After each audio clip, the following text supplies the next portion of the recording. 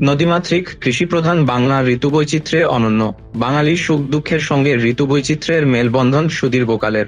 বাংলার কৃষকের খাজনা আদায় সহজ করার জন্য বাংলা সনের প্রবর্তন করা হয়।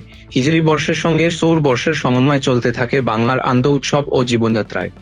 বসন্তের শেষে বোরো ধান ও নানান ফসলের গন্ধে আনন্দে মেতে ওঠে নতুন বছর। মুয়াজ্জিনের আজানে জেগে ওঠা বাংলায় সোনালী ফসলের মাঠে হালময় নিয়ে ব্যস্ত কৃষক, শিশুদের ঘুড়ি উড়ানো, কৃষাণীর পিঠাপুলি, মৃৎশিল্পীর শৈল্পিক হাতে রঙিন হাটঘাট, তাঁতশিল্পীর কোমল তৈরি হাতে নানান রঙের পোশাক, হিসাব চোখানার হালকাতা, মেলায় শিশুদের বায়োস্কোপ আনন্দ, বাঙালি তরুণের তীরন্দাজি, লাঠি প্রতিযোগিতা ও দৌড়ি পাঠ সহ নানান উৎসবে নতুন জেনপুরা থেকে ছাড়িয়ে যাওয়ার মঞ্চ ওঠে। নদী ভাঙ্গনের যন্ত্রণা, বন্যায় ভেসে যাওয়া ফসলের ক্ষেত, ঘূর্ণিঝড়ে উড়ে যাওয়া ঘর কিংবা খরায় পুড়ে যাওয়া মাঠের দুঃসহ বেদনা যেন চৈত্রের শেষে ফসলের গন্ধে হারিয়ে যায়। নতুন স্বপ্ন নিয়ে আসে বৈশাখ ও খরতাপে পুড়ে যাওয়া কৃষকের মুখে মুখে ফুটাতে, দুঃখী কৃষাণীর অভাব গোছাতে, শিশুদের ক্ষুধা মিটিয়ে হাসি ফুটাতে।